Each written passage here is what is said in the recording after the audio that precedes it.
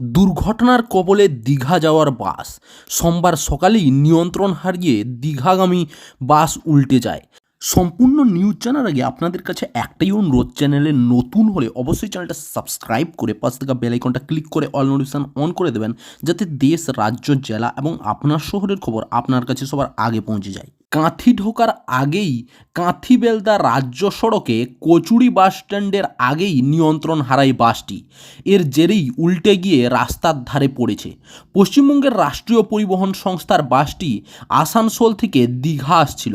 দুর্ঘটনার সময় বাসটিতে প্রায় ৬০ জন যাত্রী ছিল বলে স্থানীয় সূত্রে জানা গিয়েছে। তবে এই দুর্ঘটনায় হতাহতের কোনো খবর নেই।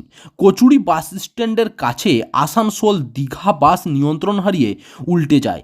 বাস উল্টে যাওয়ার বিকট আওয়াজ শুনে স্থানীয় বাসিন্দারা ছুটে আসেন ঘটনাস্থলে। তারা এসে বাস যাত্রীদের উদ্ধার করেন।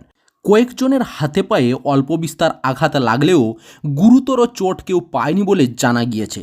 প্রাথমিকভাবে অনুমান করা যাচ্ছে বাস চালকের ঘুম ঘুম ভাবের জেরেই নিয়ন্ত্রণ হারিয়েছে বাসটি। সেই সঙ্গে সোমবার সকাল থেকে ঘন কুয়াশাও ছিল। এর জেরে দৃশ্যমানতাও কম ছিল। এই দুই কারণেই এই দুর্ঘটনা বলে প্রাথমিক অনুমান।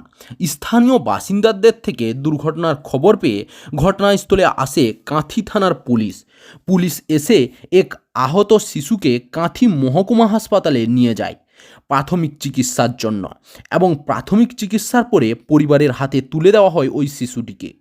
আহতদের প্রাথমিক চিকিৎসার পর ছেড়ে দেওয়া হয়েছে বলেই খবর।